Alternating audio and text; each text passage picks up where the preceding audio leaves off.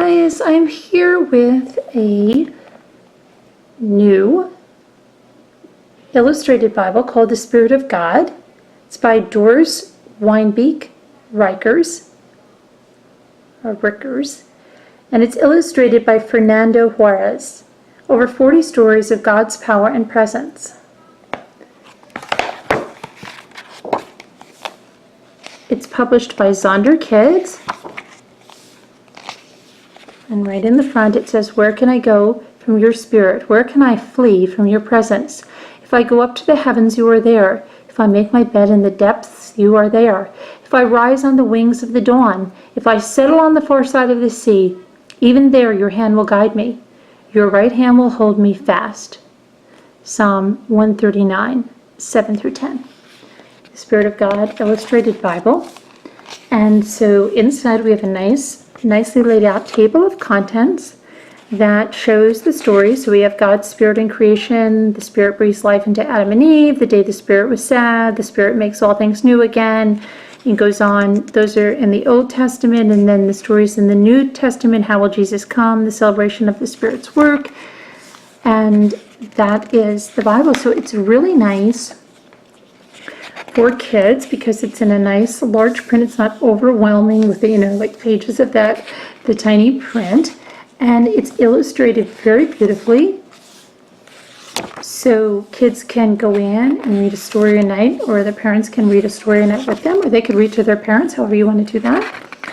And like I said, it's very nicely illustrated, and seems more like a storybook than being overwhelming.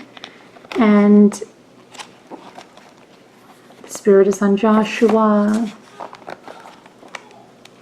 and Samson and Delilah, of course.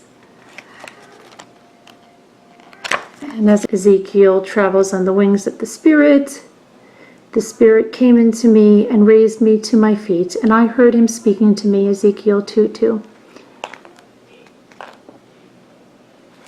And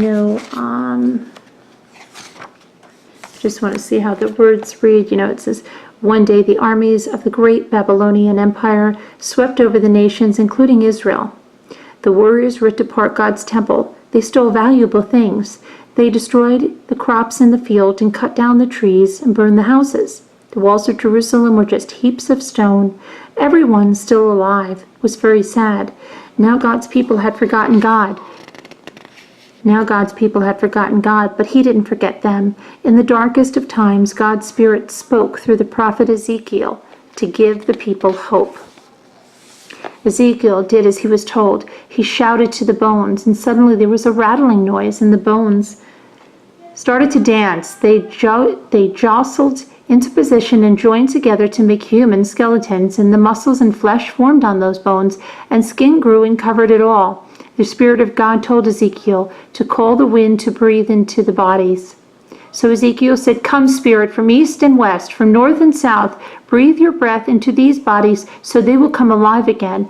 And the wind did as Ezekiel said, and the Spirit breathed life into the bodies, just as he had in the very beginning on the 6th day of creation. When God made Adam, the bodies inhaled the Spirit and came alive. They stood up, looking like a great army ready for battle. And then the Spirit told Ezekiel, 'Those bones represent the people of God who were once broken and without hope. They were dead, but will come alive again. Now give the people this message from God. I will put my Spirit in you, and you will live again and return home to Israel. Then you will know that I am Lord. I've done what I said I would do.' Suddenly, Ezekiel was back home with God's people. He told them the story about the bones and repeated what God had said. The people listened to Ezekiel and believed him. Once again, all the people were filled with joy. They had hope again for the future." So you see, they read, very nice for kids to read or to be read to. Again, like I said, this is published by Zonder Kids. We may be having a giveaway for this. There's going to definitely be a blog post about it, and so I will put that in the video description. If there's a giveaway, some of the entries are to comment on the video, to share the video, to watch the video all the way through. So if you want to go ahead and do that now so you have them, then you can put them in the widget if it's there. if that's what we're doing. I have to check that out. But this is the Spirit of God Illustrated Bible, and has over 40 stories of God's power and presence. I will put a link to the book too, so you can check the book out. And I think it's a great, Bible, nice illustrated Bible where kids can read the stories without being overwhelmed or be read to. So it's a great, great Bible. Thanks for watching, guys. Bye-bye.